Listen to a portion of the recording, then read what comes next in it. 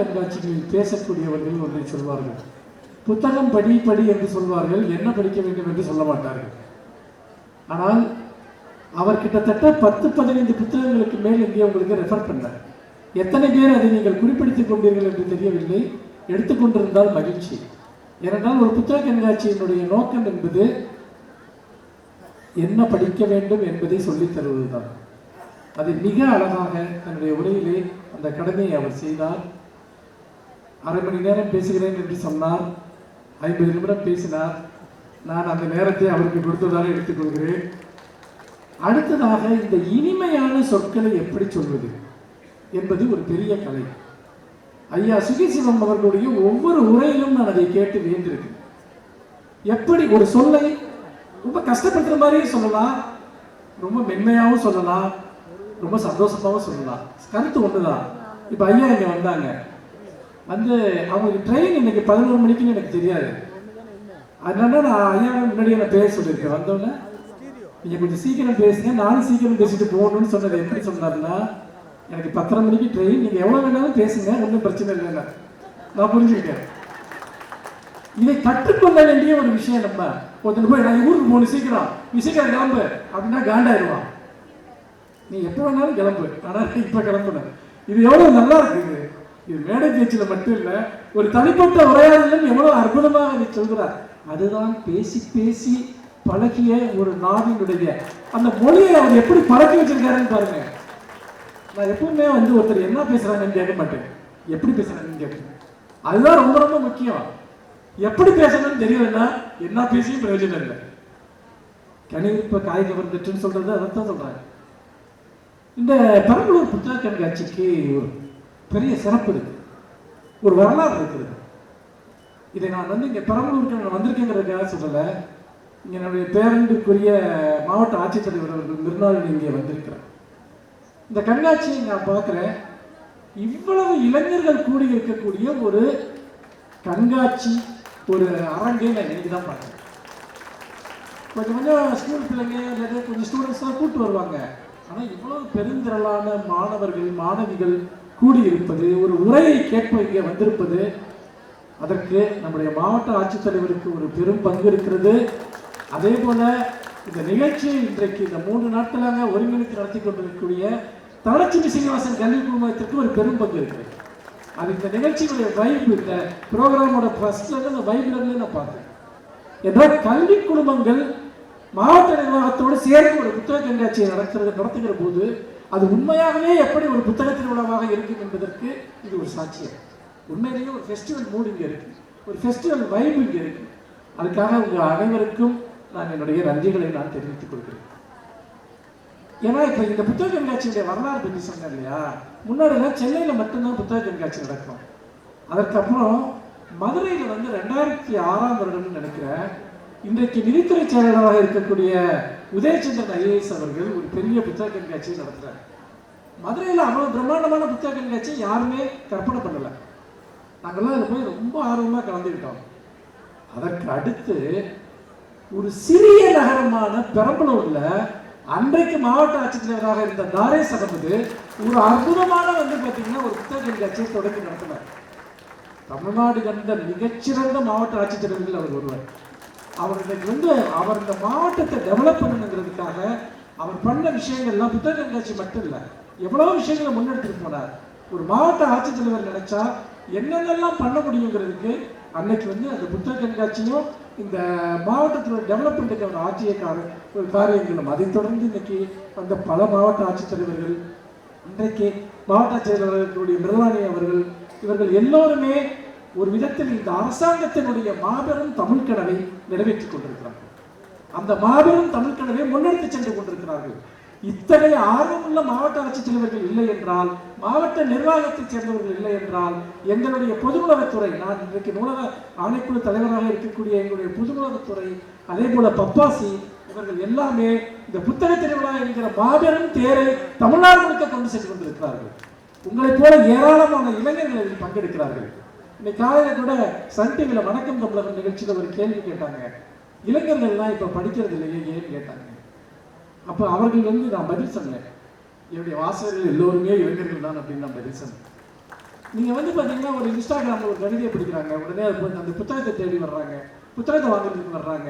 எவ்வளவோ வந்து விஷயமாக கனெக்டடாக இருக்காங்க. இளைஞர்கள் என்றால் இவர்களாகவே ஒரு சில தவறான முன்னுதாரணங்களை எடுத்துக்கொண்டு அதை வந்து பார்த்தீங்கன்னா இப்படி இளைஞர்கள் இப்படி தான் இருக்காங்க, படிக்கிறது இல்லை, எல்லாருமே வந்து ஏதோ இன்ஸ்டாவில் வந்து சும்மா பாட்டுக்கு ரீல் போட்டுட்ருக்காங்க. அது ஒரு செக்ஷன். ஒரு சமூகத்தில் எல்லா பிரிவுகளுமே இருக்கும், எல்லா விதமான இளைஞர்களுமே இருப்பார்கள். எல்லாரையும் ஒரே மாதிரி ஸ்டீரியோ டைப்பாக நம்ம பார்க்கக்கூடாது. இன்னைக்கு வந்திருக்கவங்கள எவ்வளோ பேர் நீங்கள் ரீடர்ஸாக இருக்கீங்கன்னு எனக்கு தெரியும், புத்தகங்களை தேடி வர்றவங்க இருக்கீங்கன்னு எனக்கு தெரியும். அந்த ஒரு பெரிய நம்பிக்கையை இந்த அரங்கம் கொடுக்கிறது. அதனால்தான் இந்த மாவட்டந்தோறும் புத்தக கண்காட்சி என்கிற இந்த மாபெரும் திட்டம் என்பது ஒரு மிகப்பெரிய மக்கள் இயக்கமாக இன்றைக்கு நடந்து கொண்டிருக்கிறது. நண்பர்களே, எனக்கு ஒரு தலைப்பு அளிக்கப்பட்டிருக்கிறது, மனிதனை மனிதனாக்கும் பயணம். இந்த தலைப்பை நான் ஏதோ ஒரு ஃபோனில் கேட்டாங்க, வந்துட்டு பார்த்தீங்கன்னா எங்கள் டிஎல்ஓ கேட்டார், சார் ஒரு தலைப்பு கொடுங்கன்னு. நான் ஏதோ ஒரு வேலையாக போய்கிட்டு இருந்தேன். பொதுவாக எல்லாருமே அப்படி தான் தலைப்பு கொடுப்பாங்கன்னு நினைக்கிறேன். நான் உடனே டக்குன்னு மனசில் தோணுன உடனே மனிதனை மனிதனாக்கும் கலை அப்படின்னு வச்சுக்கோங்க அப்படின்னு சொன்னேன். அப்புறம் யோசிச்சு பார்த்தோம்னா ஏற்கனவே அவனை மனுஷனாக தானே அவன் இருக்கான், மனுஷனாக தானே இந்த பூமிக்கு வர்றான். அப்புறம் என்ன அவனை மனிதனாக்குறது? இந்த கேள்வி உங்களுக்கு வரும் இல்லையா? நீங்கள் யாரையாவது திட்டதுன்னா அதிகபட்சமாக நீங்கள் சொல்லக்கூடிய வார்த்தை என்ன தெரியுமா? நீலாம் ஒரு மனுஷனா? யாரை பார்த்து கேட்குறீங்க? மனுஷனை பார்த்து தான் கேட்குறீங்க. நீங்களாம் ஒரு மனுஷனா? உன்னையெல்லாம் ஒரு மனுஷன் நினைச்சேன் பாரு. அப்படின்னா மனுஷன் மனுஷனா இல்லையா? மனுஷனா இல்லைன்னா அவன் என்னவா இருக்கான்? அப்போ மனுஷன் எப்போ மனுஷனா மாறுவான்? இந்த மனிதன் என்ற சொல்லினுடைய அடையாளம் என்பது என்ன? இந்த மனிதன் என்ற சொல்லினுடைய பொருள் என்பது என்ன? இந்த மனுஷனுக்கு ஒரு கேரக்டர் இருக்கு. இப்படிலாம் அந்த தலைப்புக்கு விளக்கம் கொடுத்துக்கிட்டேன் நானே. நம்ம எப்பவுமே ஒன்று சொல்லிட்டு அதை ஜஸ்டிஃபை பண்ணணும், தப்பே பண்ணாலும் ஜஸ்டிஃபை பண்ணணும், அதுதான் திறமை. அதனால ஆனால் இதை யோசிக்க இப்போ இந்த தலைப்பை இப்படி யோசிச்சுப்பாங்க. ஒரு மருத்துவரை மருத்துவராக்கும் பயணம்னு ஒரு தலைப்பு வைக்க முடியுமா? ஒரு ஆசிரியரை ஆசிரியராக்கும் பயணம்னு ஒரு தலைப்பு வைக்க முடியுமா? ஒரு அதிகாரியை ஒரு அதிகாரியாக்கும் பயணம்னு ஒரு தலைப்பு வைக்க முடியுமா? ஒரு வக்கீலாக்கும் பயணம்னு ஒரு தலைப்பு வைக்க முடியுமா? வைக்க முடியும்.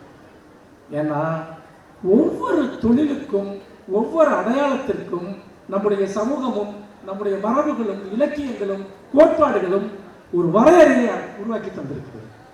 அந்த வரையறைக்குள் இருந்தால்தான் நீ ஒரு நல்ல மருத்துவன், அந்த வரையறைக்குள் இருந்தால்தான் நீ ஒரு நல்ல என்ஜினியர், அந்த வரையறைக்குள் இருந்தால்தான் நீ ஒரு நல்ல அதிகாரி, அந்த வரையறைக்குள் இருந்தால்தான் நீ ஒரு நல்ல ஆசிரியர். அதற்குள் இல்லை என்றால் நீ அந்த தகுதியை எட்டவில்லை என்று பொருள். அப்படித்தான் மனிதனை மனிதனாக்குவது என்பது இது எல்லாவற்றையும் உள்ளடக்கிய ஒரு பொருள். இந்த மனிதனை மனிதனாக்குவதில் எதற்கும் முதன்மையான பங்கு இருக்கிறது. என்னை பொறுத்த வரைக்கும் சிந்தனைக்குத்தான் முதன்மையான பங்கு இருக்கிறது. சிந்திப்பவன் தான் மனிதன். மனிதனை பற்றி என்ன சொல்கிறார்கள்? மனிதன் ஒரு நாடல் என்று சொல்கிறார்கள். அதாவது எக்ஸிஸ்டன்ஷியல் சேர்த்த ஒரு கோட்பாட்டாளர்கள் என்ன சொல்கிறார்கள் என்றால், இந்த பூமியில வந்து மனுஷன் வந்து சார்த்தர் சொல்றாரு ஒரு இடத்துல, இந்த பூமியில வந்து மனுஷன் ஒரு சின்ன நாணல் தான். இந்த யூனிவர்ஸ்ல நம்ம யார் யோசிச்சு பாருங்க, ஒரு நாணல் புல் மாதிரி நம்ம இல்லையா? ஆனா ஒரு நாணலுக்கும் நமக்கும் என்ன வித்தியாசம் இருக்கிறது என்றால், நாம் சிந்திக்கும் நாணல், ஒரு நாணல் சிந்திக்காது. நம்ம நாணல் தான், ஒண்ணுமே இல்லை. இந்த யூனிவர்ஸ்ல துளிலையும் ஒரு துளி நம்ம. ஆனால் நாம் யாராக இருக்கிறோம் என்றால் சிந்திக்கும் நாணலாக இருக்கும். சரி, நாம் சிந்திக்கிற திறன் நமக்கு இல்லை என்றால், சிந்திப்பதில் நமக்கு ஆர்வம் இல்லை என்றால், மந்தையோடு மந்தையாக வாழ்வதில் தான் நமக்கு விருப்பம் என்றால், நாம் வெறும் நாணல், வெறும் புல், வெறும் கல். ஒரு கல் எப்படி சிலையாக மாறுகிறது? அங்கு ஒரு கலைத்துவம் சேர்கிற போது ஒரு கல் சிலையாக மாறுகிறது. இல்லாவிட்டால் அது வெறும் கல். ஒரு சொல் எப்படி கவிதையாக மாறுகிறது? அதற்குள் ஒரு கலைத்துவம், ஒரு தத்துவம், ஒரு சிந்தனை சேர்கிற போது அது ஒரு கவிதையாக மாறுகிறது. இல்லாவிட்டால் அது வெறும் சொல்தான் இல்லையா? அப்படி பார்க்கிற போது ஒரு மனிதன் மனிதனாக மாற வேண்டும் என்று சொன்னால் நமக்கு முதலில் தேவை, நாம் சிந்திக்கும் மனிதர்களாக இருக்கிறோமா, சிந்திக்கும் நாணலாக இருக்கிறோமா? மனிதன் அற்றவை என்பதை இப்படித்தான் நாம் பிரிக்கிறோம். அகநிலைகளுக்கும் மனிதனுக்கும் உள்ள முக்கியமான வித்தியாசம் என்பது இதுதான். மனிதனை எது சிந்திக்க வைக்கிறது? எது மனிதனை சிந்திக்க வைக்கிறது என்றால் அறிதலின் மூலமாகத்தான் மனிதன் சிந்திக்கிறவனாக மாறும். உதாரணமாக ஒரு பூனை இருக்கிறது என்று வைத்துக் கொள்ளுங்கள். ஒரு பூனையினுடைய அதுக்கு ஒரு நோய், ஒரு அறிதல் இருக்கிறது. எப்படின்னா அது தன்னுடைய அட்மாஸ்பியரை தெரிஞ்சுக்கும், ஸ்மெல்ல அது தெரிஞ்சுக்கும், தனக்கு வர்ற ஆபத்தை அது தெரிஞ்சுக்கும், தனக்கான உணவு எங்கே இருக்குன்னு தெரிஞ்சுக்கும். ஒரு நாய் எடுத்துக்கிங்க, அதே மாதிரி தான். எல்லா உயிரினங்களுக்கும் அடிப்படையாக இயற்கையாக இருக்கக்கூடிய சில தேவைகள், அந்த தேவைகள் சார்ந்து அதற்கு ஒரு அறியக்கூடிய குணம் இருக்கிறது. ஆனால் நமக்கு அது மட்டும் போதுமா? நிச்சயமாக போதாது. நமக்கு நம்ம அண்டை வீட்டானை பற்றி தெரிய வேண்டியிருக்கிறது, நம்ம வீட்டில் இருக்க ஆளுங்களை பற்றி தெரிய வேண்டியிருக்கு, நம்ம கூட பழகிறவங்களை பற்றி தெரிய வேண்டியிருக்கு, இன்னைக்கு அரசியலில் என்ன நடந்திருக்குன்னு தெரிய வேண்டியிருக்கு, எந்த சினிமா நடிகைகள் என்ன பண்ணிட்டு இருக்காங்கன்னு தெரிய வேண்டியிருக்கு, இந்த உலகத்தில் இருக்கக்கூடிய எல்லா விஷயமும் நமக்கு தெரிய வேண்டியிருக்கு. அப்படி தெரிந்து கொள்ள நம்முடைய சிந்தனை விரிவடைந்து கொண்டே வருகிறது, நம்முடைய பார்வைகள் விரிவடைந்து கொண்டே வருகின்றது. இன்னைக்கு நிறைய உதாரணங்களை தம்பி சொன்னார் இந்த தன்னுடைய பேச்சில். அதாவது நீங்கள் வாழாத வாழ்க்கையெல்லாம் நீங்கள் வாழ வைப்பதை தான் புத்தகங்கள் சொன்னார். அது உண்மை. உங்களுடைய அந்த அறியக்கூடிய அந்த பரப்பு, அந்த கேன்வாஸ், அது பெருசாக பெருசாக பெருசாக உங்கள் பார்வை பெருசாகிட்டே போகுது, உங்களுடைய மன வலிமை பெருசாகிட்டே போகுது, உங்களுடைய சிந்திக்கிற திறன் பெருசாகிட்டே போகுது. இந்த உலகத்தை எதிர்கொள்வதற்கான உங்களுடைய ஆற்றல் பெரிதாகிக் கொண்டே போகுது. நீங்கள் படிக்கிற ஒவ்வொரு வார்த்தையும், ஒவ்வொரு சொல்லும், ஒவ்வொரு கதையும், ஒவ்வொரு கவிதையும், கேட்கிற ஒவ்வொரு உரையும் உங்களுக்குள் ஏதாவது ஒரு கதவை திறக்கிறது. ஆனால் நிறைய பேர் என்ன பண்றான்னா, ஒரு ரூம்ல தன்னை பூட்டிட்டு உட்கார்ந்துருக்கான். நீ என்கிட்ட சீரியஸா எதையும் பேசாதன்றான், எனக்கு போர் அடிக்குது, தூக்கம் வருதுங்கிறான், என்னால் 4 பக்கத்துக்கு மேலே படிக்க முடியலன்றான். நல்லா யோசிச்சு பாருங்க, ஒருத்தன் இன்னொருத்தன்கிட்ட பேசுறதுல ஒரு பங்காவது யாராவது சிந்திப்பவர்கள் பேசுவதை கேட்கிறார்களா, சிந்திப்பவர்கள் எழுதுவதை படிக்கிறார்களா? நம்ம வாட்ஸ்அப்பில் நம்ம அனுப்புகிற மெசேஜுங்களை படிக்கிறதுல 100ல் 1 பங்கு ஒரு புத்தகத்தை படிக்கிறோமா அப்படிங்கிறத நம்ம கேட்டுக்கணும். நம்ம ரீல்ஸில் கேட்குற பாட்டுகளை கேட்கறதுல ஒரு சிறந்த உரையை ஒரு யூடியூப்ல கேட்குறோமா அப்படிங்கிறத நம்ம சிந்திச்சு பார்க்கணும்.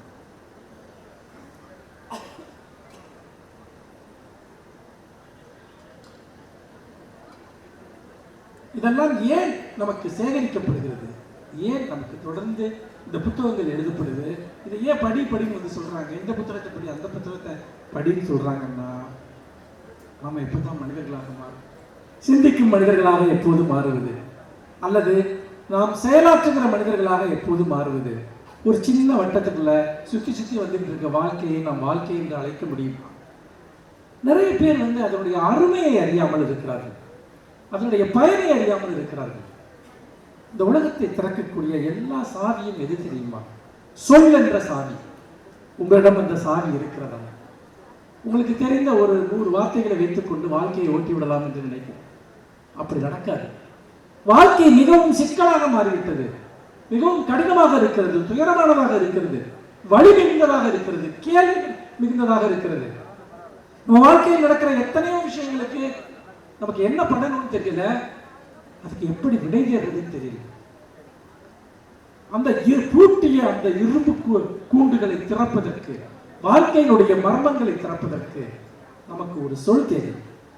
அந்த சொல் நமக்கு இல்லாவிட்டால், அந்த சொல்லினுடைய வலிமை நமக்கு இல்லாவிட்டால், நிச்சயமாக நாம் எங்காவது சிக்கிக்கொண்டு வெளியே வர விடாமல், வெளியே வர முடியாமல் முட்டி மோதிக்கொண்டு இருக்கும்.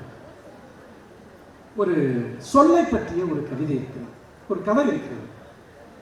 யாரெல்லாம் நீங்கள் எழுத்தாளர் சுஜாதாவை கேள்விப்பட்டிருக்கிறீர்கள், படித்திருக்கிறீர்கள்?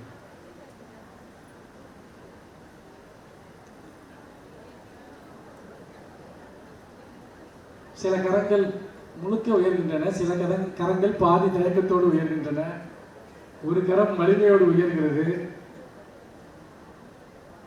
இங்க நீங்க படிச்சீங்களான்னு கேட்டது இங்க படிக்கலன்னு சுட்டி காட்டுறதுக்காக இல்லை, தெரிந்து கொள்ள வேண்டும் என்பதற்காக. நான் எல்லா மேடைகளிலும் நான் புகழ்பெற்ற எழுத்தாளர்கள் இன்றைக்கு யாரையெல்லாம் இளம் தலைமுறைக்கு தெரிந்திருக்கிறது என்று இந்த கேள்வியை கேட்பேன். தமிழினுடைய மிக மிக பிரபலமான, மிக மிக ஆளுமை மிக்க ஒரு படைப்பாளி சுஜாதா. உங்களுக்கு தெரியும், நேற்று அவருடைய நினைவு தினம், நேற்றுதான் அவர் மறைந்த நாள். என் வாழ்க்கையில் நான் இன்றைக்கு யாராக இருக்கிறேனோ அது எல்லாவற்றுக்கும் காரணமாக இருக்கக்கூடிய என்னுடைய மென்டர், என்னுடைய வழிகாட்டி, என்னுடைய ஆசான் அவர்தான். நான் இந்த உரையை நேற்று ஆற்ற வாய்ப்பு கிடைத்திருந்தால் முழுக்க முழுக்க அவரை பற்றி பேசியிருப்பேன். அவர் எழுதிய அற்புதமான பல கதைகள் இருக்கின்றன. அதில் சொல்லை பற்றி ஒரு கதை இருக்கு, ஒரு அற்புதமான ஒரு கதை.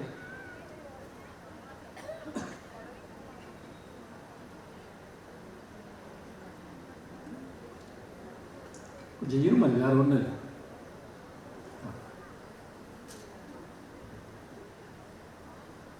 ஒருத்தனுக்கு வந்து கல்யாணங்கிற வார்த்தை மறந்து போயிடும். நிறைய பேருக்கு கல்யாணம் பண்ணதே மறந்து போயிடும், அது வேற விஷயம். சில பேருக்கு கல்யாணம் பண்ணணுங்கிறதே மறந்து போயிடும், அது இன்னொரு பிரச்சனை. நிறைய பேர் மறக்கணும்னு நினைக்கிற ஒரு விஷயம் நம்ம கல்யாணம் ஆயிடுச்சுங்கிறது. சாரி.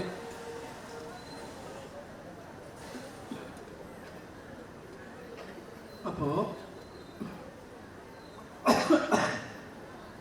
ஒருத்தருக்கு திடீர்னு கல்யாணங்கிற வார்த்தை மறந்து போயிடுது. எப்படி மறந்து போயிடுதுன்னா, அவன் ஒரு தொடர்கதை படிச்சுட்டு இருக்கான். தொடர்கதை படிச்சுட்டு இருக்கையில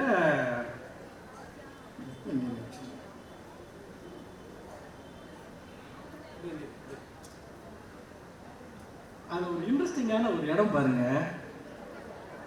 ஒரு வழியாக கல்யாணம் என்ற வார்த்தை அவனுக்கு நிரந்தரமாக மறந்து போயிடுச்சு. இப்படி ஒரு கதை ஆரம்பிக்குது. அவன் பொழுதுபோக்காம ஒரு மேகசின் எடுத்து பிரிக்கிறான். அதில் இப்படி ஒரு வாக்கியம் இருக்கு: கல்யாண காரியங்கள் மும்முரமாக நடந்து கொண்டிருந்தன. இவன் கண்ணு எப்படி படிக்குதுன்னா சற்று நெடியது. என்னது? கல்யாண காரியங்கள் அப்படின்னு போட்டு ஒரு டேஸ். அதுக்கப்புறம் அதை கண்ணு படிக்க மாட்டேங்குது அந்த வார்த்தையை. அப்புறம் ஒரு வார்த்தை வருது: இனிமேலும் இந்த கல்யாணத்தை யாராலும் நிறுத்த முடியாது. அது எப்படி வருதுன்னா, இனிமேலும் இந்த டேஸை யாராலும் நிறுத்த முடியாது. என்னடா நடக்குதுன்னு அவனுக்கு புரியவே இல்லை. அது மூளைக்கு இந்த வார்த்தை ஏற மாட்டேங்குது, பதிய மாட்டேங்குது அவனுக்கு.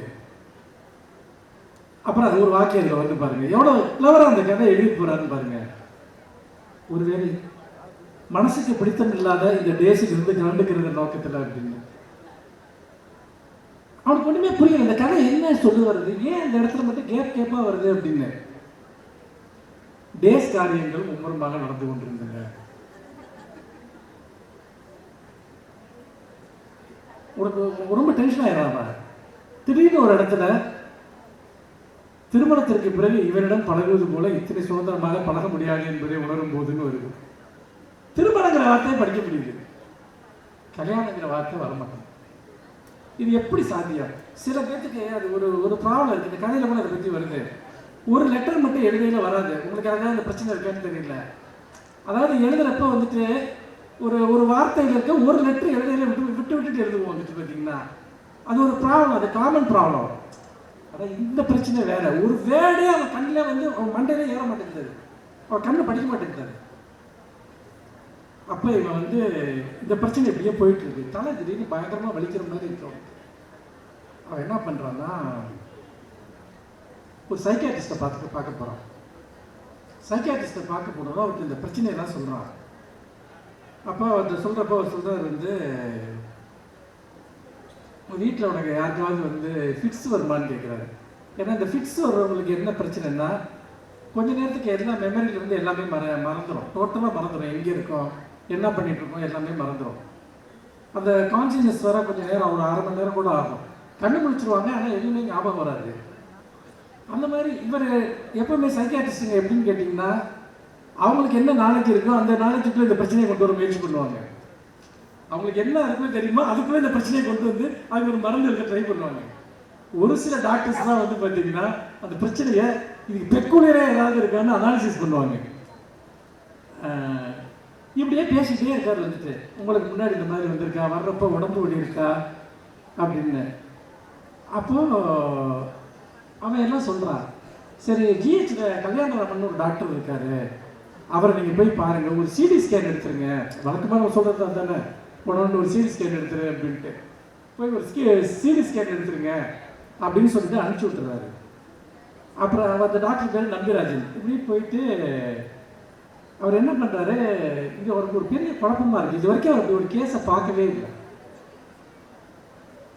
அப்புறம் அன்னைக்கு ஈவினிங் வந்து ஒரு பார்ட்டி நடக்குது. டாக்டர்ஸ்க்கான ஏதோ ஒரு பெரிய மீட்டிங் முடிஞ்சு ஒரு பெரிய பார்ட்டி நடக்குது. அந்த பார்ட்டியை பற்றி எல்லாம் சுஜாதா ரொம்ப அழகாக அந்த கதையை விவரிக்கிறாரு. விவரிச்சுட்டு ஒரு பெரிய டாக்டர் பார்க்குறாரு, ஒரு சைக்கியாட்ரிஸ்ட், ஒரு பெரிய சீனியர் மோஸ்ட் ஆள், வெளிநாட்டுலாம் போய் படிச்சுட்டு வந்திருக்காரு. அவர்கிட்ட போய் பேசுகிறாரு.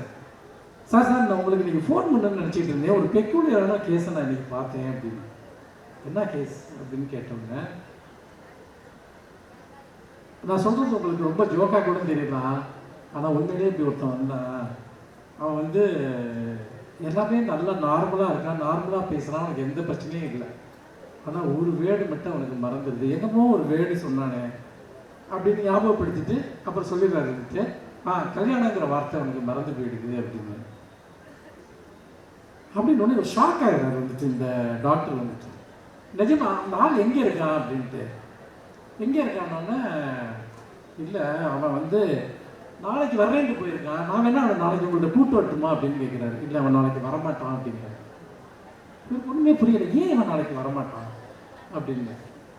அப்போ அவர் சொல்கிறார் வந்து, அவர் அமெரிக்காவில் பார்த்த ஒரு பெரிய ஸ்காலர். அவருக்கு வந்து இந்த வேற்று கிரகத்தில் இருக்க மனிதர்களை பற்றின ஒரு ஆராய்ச்சியில் ஈடுபட்டிருக்கக்கூடியவர். அவர் ஒரு தியரியை வந்து சொல்லிக்கிட்டே இருக்காரு. என்ன தியரின்னா, வேற்று கிரகத்தில் இருக்கக்கூடிய நம்மளை விட அறிவில் ரொம்ப அட்வான்ஸ்டாக இருக்கக்கூடியவங்க, அதாவது நம்ம இன்னைக்கு ஒரு பரிணாம வளர்ச்சியில் ஒரு இடத்துக்கு வந்து சேர்ந்திருக்கோம் இல்லையா, அதை விட மிகப்பெரிய வளர்ச்சியில் இருக்கக்கூடியவங்க, அவங்க பூமியை வந்து கண்ட்ரோல் பண்ணணும், பூமி மேலே தங்களுடைய அதிகாரத்தை நிலைநாட்டணும், மொத்த கிரகத்தையும் தங்கள் கண்ட்ரோலில் எடுக்கணும்னா அவங்க ஒரு விஷயத்தை பண்ண வாய்ப்பு இருக்கு. முதல்ல ஒரே ஒரு மனுஷனை தன்னுடைய கண்ட்ரோலில் கொண்டு வருவாங்க, ஒரே ஒரு மனுஷனை. இப்படி ஒரு தியரி அவர் சொல்லிட்டு இருக்காரு. அப்போ எப்படி அவனுடைய ஒரு மனுஷனை எப்படி கண்ட்ரோலில் கொண்டு வருவாங்க அப்படின்னு இவர் கேட்குறாரு. அதுக்கு அவர் சொல்றாரு, அந்த தியரி என்னன்னு கேட்டோம்னா, ஒரு மனுஷனோட பிரெயினை முதல்ல தன்னுடைய கண்ட்ரோலில் கொண்டு வரணும். ஒரு மனுஷனோட பிரெயினை, மூளையை தன்னுடைய கண்ட்ரோலில் கொண்டு வரணும்னா என்ன பண்ணணும்? அவனுடைய லாங்குவேஜை தன்னுடைய கண்ட்ரோலில் கொண்டு வரணும். நீங்க ஒரு மனுஷனோட லாங்குவேஜ் உங்க கண்ட்ரோலில் கொண்டு வந்துட்டீங்கன்னா அந்த மனுஷனை நீங்க கண்ட்ரோலில் கொண்டு வந்துடுங்க. ஏன்னா லாங்குவேஜ் தான் பிரெயினோட அடிப்படையான ஃபங்க்ஷனிங், நமக்கு திங்கிங் எல்லாத்துக்குமே. அப்போ அவங்க ஒருத்தனை வச்சு டெஸ்ட் பண்ணிக்கிறதுக்கு வாய்ப்பு இருக்கு. அவங்க ஒருத்தனை வந்து முழுக்க ஒரு வேர்டை அவன் பிரெயின்ல இருந்து எடுத்துட்டாங்க இப்போ அப்படின்னு சொல்லிட்டு அந்த டாக்டர் வந்துட்டு அவங்க எல்லாம் ட்ரீட் பண்ணிட்டு இருப்பாங்க. நானே பைத்தியம் மாதிரி உடனே போல இருக்கேன், அந்த ஆள் சொன்னதெல்லாம் ஏன் நான் இங்கே வந்து சொல்லிட்டு இருக்கேன், இதெல்லாம் பாசிபிள்னு தெரியலையே அப்படின்னோடனே உடனே இவர் சொல்லுவார் வந்து, நான் நாளைக்கு அவனை கூப்பிட்டு வர்றேன் அப்படின்ட்டு. அப்போ திரும்ப சொல்லுவார், இல்லை அவன் நாளைக்கு வருவான் அப்படின்னு தோணலை அப்படின்னு. ஏன் கேட்பார். அவன் தன்னை இந்த உலகத்தை, அவங்க முதல்ல ஒரு மனுஷனை கண்ட்ரோல் பண்ணுவாங்க, அவன் முதல்ல இந்தியாவில் வந்து போய் அதிகாரத்தை கைப்பற்றுவான், அப்புறம் கொஞ்சம் கொஞ்சமாக உலகத்தையே தன்னுடைய கண்ட்ரோலுக்கு கொண்டு வருவான். இதுதான் அவர் சொன்ன தியரி அப்படின்றது. ஒரு சயின்ஸ் ஃபிக்ஷன் மாதிரியான ஒரு புனைவு. சரி, நம்ம அடுத்த நாள் கூப்பிட்டு வரேன்னா அவங்க புரிஞ்சிடுவாங்க. அடுத்த நாள் ஒரே ஒரு பேரா தான் அந்த கதையில் இருக்கு. கடைசியில் என்ன கதைன்னா, அவன் வந்து தூங்கி எழுந்திருப்பான், டெல்லிக்கு கிளம்புவான். டெல்லிக்கு வந்து ஏர்போர்ட்டை போய் டிக்கெட் வாங்க போவான். கவுண்டர் மூடிட்டு இருப்பாங்க. இவனை பார்த்தோன்னே இவன் கண்ணை பார்ப்பாங்க, கவுண்டரை ஓப்பன் பண்ணி எல்லாரும் எந்திரிச்சு நிற்பாங்க. இந்த டிக்கெட் அவனுக்கு உடனே கொடுப்பாங்க. அவன் வந்து டெல்லிக்கு போகும் அந்த விமானத்தில் ஏறினான்னு அந்த கதை முடியும். டெல்லிக்கு போகிறதுனுடைய பொருள் என்னன்னு உங்கள் எல்லாத்துக்குமே தெரியும். டெல்லி தான் இந்தியாவினுடைய அதிகார மையம். அதை நோக்கிய ஒன்றை நோக்கி அவன் போகிறான். இந்த கதை ஒரு ஃபிக்ஷன் தான், ஆனால் இந்த கதைக்குள்ள மறைபொருளாக இருக்கக்கூடிய ஒரு செய்தி ஒன்று இருக்கிறது. அது என்னவென்றால், ஒரு சமூகத்தினுடைய லாங்குவேஜை நீங்கள் கண்ட்ரோல் பண்ணீங்கன்னா அந்த சமூகத்தை நீங்கள் வந்து முழுக்க முழுக்க ஒரு சேவை நோக்கி நீங்கள் செலுத்த முடியும். ஹிட்லர் என்ன பண்ணார்? ஹிட்லர் வந்து ஒரு அழிவுக்காக தன்னுடைய வாத திறமையை, வார்த்தையை, சொல்லாட்சியை பயன்படுத்தினார். அதே தான் லெனின் வந்து விடுதலைக்காக பயன்படுத்தினார். மாவோ அதே தான் விடுதலைக்காக பயன்படுத்தினார். அதே வாத திறமையை, அதே பேச்சு திறமையை. அப்போ ஒருத்தர் உலகத்தை ஒரு சொல்லால் அழிக்க முடியும், ஒருவனை இந்த உலகத்தை ஒரு சொல்லால் விடுதலை செய்ய முடியும். சொல்தான் இந்த உலகத்தை ஆள்கிறது, மொழிதான் இந்த உலகத்தை ஆள்கிறது. நீங்கள் உங்களுடைய சொல்லை எப்படி வளமைப்படுத்திக் கொள்கிறீர்கள், நீங்கள் உங்கள் மொழியை எப்படி வளமைப்படுத்திக் கொள்கிறீர்கள், உங்கள் சொல்லாட்சியின் மூலமாக மற்றவர்களை நீங்கள் எப்படி ஆளுமை செய்கிறீர்கள். இதன் மூலமாகத்தான் உங்கள் சொந்த வாழ்க்கையிலும் சரி சமூக வாழ்க்கையிலும் சரி நீங்கள் வெற்றி பெற்றவர்களாக மாறுகிறீர்கள். உங்களுக்கான டெல்லிக்கான டிக்கெட் என்பது நீங்கள் படிக்கிற புத்தகத்துக்குள் இருக்கிறது. நீங்கள் அதிகாரத்திற்கு செல்வதற்கான டிக்கெட் என்பது நீங்கள் கேட்கிற ஒரு சிறந்த பேச்சில் இருக்கிறது. நீங்கள் பேசுகிற ஒரு சிறந்த ஆளுமை மிக்க ஒரு மொழி வளத்தில் அது இருக்கிறது. எனக்கு பேசவே தெரியாது அப்படின்னு சொல்றதுல என்ன இருக்கு? வேஸ்ட். எனக்கு ஒரு யாராவது பார்த்தோம்னா என்ன சொல்லணும்னு தெரியலன்னு சொல்றதுல என்ன இருக்கு? வேஸ்ட். நிறைய பேருக்கு இந்த பிரச்சனை இருக்கு. நான் ஏன் இந்த கதையை சொன்னேன் என்றால், இதற்குள் ஒரு மறைமுகமான குறிப்பு இருக்கிறது. இந்த உலகத்தை நீ வெல்ல வேண்டும் என்றால் வார்த்தை தான் உன்னிடம் இருக்கக்கூடிய ஒரே ஒரு திறவுகோல். அப்படி அந்த திறவுகோலால் தான் இந்த உலகத்தை அவர்கள் வென்றிருக்கிறார்கள். நண்பர்களே, நான் ஐயாவிற்கு வழிவிட வேண்டும். உண்மையில் நான் பேச விரும்பிய உரையினுடைய ஒரு பாதி உரைக்கு கீழே தான் நான் பேசியிருக்கிறேன். ஆனால் நாங்கள் எல்லாம் எல்லா இடத்திற்கும் பேசிக்கொண்டிருக்கக்கூடியவர்கள். என்னுடைய ஒரு சிறிய கவிதையோடு நான் இந்த உரையை நிறைவு செய்யலாம் என்று நான் நினைக்கிறேன். இந்த வாலண்டைன் டேக்கு முன்னாடி சில டேஸ் எல்லாம் வருங்க. உங்களுக்கு தெரியுமா? ப்ராமிஸ் டே தெரியுமா உங்களுக்கு? யாராவது உங்களுக்கு ப்ராமிஸ் பண்ணிருக்காங்களா? ஏமா அப்படி சோகமா சொல்றேன்? சரி, நீங்க யாருக்காவது ப்ராமிஸ் பண்ணிருக்கீங்களா? ப்ராமிஸ் டேல சொல்லக்கூடாத ஒரு ப்ராமிஸ் ஒன்று, அல்லது ரொம்ப ரொம்ப பொய்யான ப்ராமிஸ் ஒன்று. அது என்னன்னு தெரியுமா உங்களுக்கு? ப்ராமிஸ் டே, வாக்குறுதி நாளில். அதாவது ப்ராமிஸ் டே தமிழ்ல எழுதியிருக்கேன், இதோட புதுசாக அவர் சொல்றேன்னு நினைச்சுக்காதீங்க.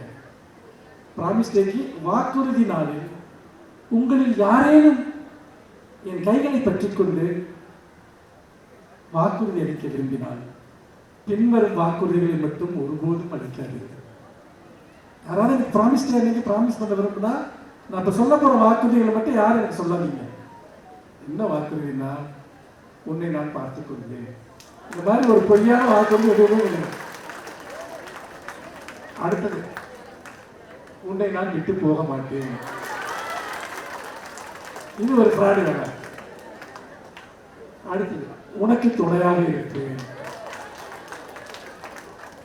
எல்லாத்தையும் விட ஒரு பொய்யான வாக்குறுதி இருக்கு, உன்னை நான் புரிந்து கொள்வேன். இதெல்லாம் ஃபர்ஸ்ட் ஏமாத்துறதுக்கு சொல்ற எல்லா வார்த்தையும் இது எவ்வளவுமே. அதுக்கப்புறம் வந்து பாத்தீங்கன்னா, போன் எடுக்கலன்னா ஏன் போன் எடுக்கல, செகண்ட் கார்ல யார்கிட்ட பேசிட்டு இருக்கேன், அன்னைக்கு சொல்லி நீ எல்லாத்தையும் புரிஞ்சுக்க வேண்டியது. அதுக்காக மிஸ்டு கால் பார்த்தா திரும்ப கூப்பிட மாட்டியா? ஏன் வாட்ஸ்அப் ஸ்டேட்டஸ்ல வந்து 2 மணி வரைக்கும் கிரீன் லைட், ஏன் இது ஆன்லைன்ல இருக்க? இந்த அந்தியில் அளிக்கப்படும், இதை ஒரு ப்ராமிஸ் டே அன்னைக்கு தான் அந்த கவிதை எழுதியிருக்கேன். இந்த அந்தியில் அளிக்கப்படும் இந்த வாக்குறுதிகள் அடுத்த நாள் பொழுது புலர்வதற்குள் வெறும் பனித்துளியாக உணர்ந்து விடுகின்றன.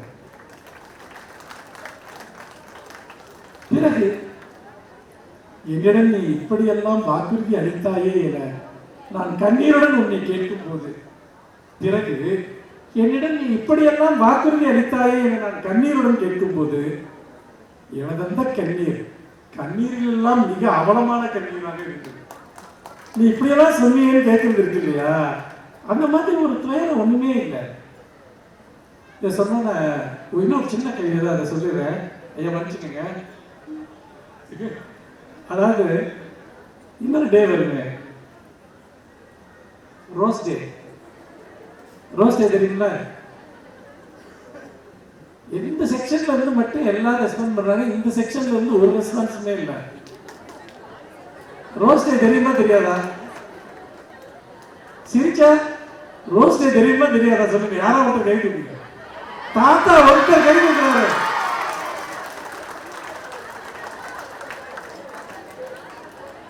தாத்தா இந்த பக்கம் வாங்க, இந்த பக்கம் வந்து உட்காருங்க, இந்த பக்கம் வந்து உட்காருங்க. இந்த செக்ஷன் நீங்க எங்க இருக்குன்னா, ரோஸ் டேல யாருக்கு ரோஸ் கொடுக்கறதுன்னு யோசிப்போம். ஆனா நமக்கு யார் ரோஸ் கொடுப்பான்னு யோசிப்போம். யாராவது இப்படி யோசிச்சிருக்கீங்களா? என்னை ஒரு ரோஜாவாக மாற்றுங்கள். கேட்கல எவ்வளவு நல்லா இருக்கு. ஏன் இதை நம்ம யோசிக்க மாட்டேங்கிறோம்? ரோஸை யாரும் கொடுக்குறது, யார் நம்ம கொடுக்கணும்? என்னை ஒரு ரோஜாவாக மாற்றுங்கள். இந்த ரோஜாக்கள் தினம் அல்லவா? இந்த ரோஜாக்கள் தினம் அல்லவா? யாரும் எனக்கு ஒரு ரோஜா மலரை பரிசீலிக்க வேண்டும். மாறாக உங்களிடம் இருக்கும் உங்களுக்கே தெரியாத ஒரு மந்திரங்களால் 3 நிமிடங்கள் என்னை ஒரு ரோஜாவாக மாற்றுங்கள். உங்களிடம் இருக்கும் உங்களுக்கே தெரியாத ஒரு மந்திரங்களால் என்னை 3 நிமிடம், நான் ரொம்ப எல்லாம் கேட்கல, ஒரு 3 நிமிடம் என்னை ஒரு ரோஜாவாக மாற்றுங்கள். அதன் வண்ணத்தை எனக்கு தாருங்கள், அதன் வாசனையை எனக்கு தாருங்கள், அதன் கர்வத்தை எனக்கு தாருங்கள். நல்லா கவனிங்க. ரோஜாவா மாறுறதுன்னா என்ன? அந்த ரோஸோட கலரை எனக்கு கொடுங்க, அதனுடைய அந்த வாசனை எனக்கு கொடுங்க, அதனுடைய கர்வத்தை எனக்கு தாருங்கள். ரோஜா ரொம்ப கர்வமா இருக்கு, பாத்தீங்கன்னா. முதல் நிமிடம் உங்கள் நாசியில் வைத்து நுகரும் சுகந்தமாய் இருக்கு. 2ஆம் நிமிடம் நீங்கள் காதலிக்கும் ஒருவருக்கு நீங்கள் ஆசையோடு தரும் ரோஜாவாக மாறிவிடுவீர்கள். 2வது நிமிடம் நீங்கள் காதலிக்கும் ஒருவருக்கு நீங்கள் ஆசையோடு தரும் ரோஜாவாக மாறிவிடுவேன். 3ஆம் நிமிடம் உங்கள் இருவருக்கும் நடுவே நான் வாடத் தொடங்குவேன். 3ஆம் நிமிடம் எப்பவுமே நமக்கு ஒருத்தர் ரொம்ப பிடிக்கும், ஆனா அவங்களுக்கு வேற யாரையாவது பிடிக்கும் ரொம்ப. இந்த 2 பேருக்கு நடுவில் நம்ம வாடுகிற ஒரு ரோஜாவாக இருக்காரு. அதற்கு பின் யாரோ ஒருவரின் மணமாலை மலராக, யாருமற்ற ஒருவரின் பாடை மலராகவோ சென்று விடுவேன். அதற்கு பிறகு யாரோ ஒருவரின் மணமாலை மலராகவோ யாருமற்ற ஒருவரின் பாடை மலராகவோ சென்று விடுவேன். ரோஜாவை தருவதிலோ ரோஜாவை பெறுவதிலோ இல்லை ரோஜா தினம். ஒரு சொல்லால், ஒரு முத்தத்தால், ஒரு கருணையால் எவரும் ரோஜாவாக முடியும், எவரையும் ரோஜாவாக்க முடியும்.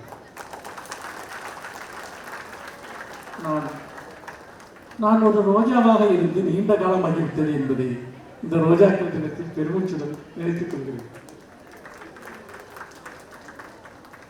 கடைசி வரி, இந்த யாரும் என்னை ரோஜாவாக மாற்றாவிட்டால் எனக்கு நானே ஒரு சாமந்தி பூவாக மாறிக்கொள்கிறேன். நீங்கள் எல்லோரும் ரோஜாவாக இருங்கள், ரோஜாவாக நறுமணத்தோடு இருங்கள். உங்கள் வாழ்க்கை ரோஜாக்களால் இருந்திருக்கட்டும். நன்றி, வணக்கம்.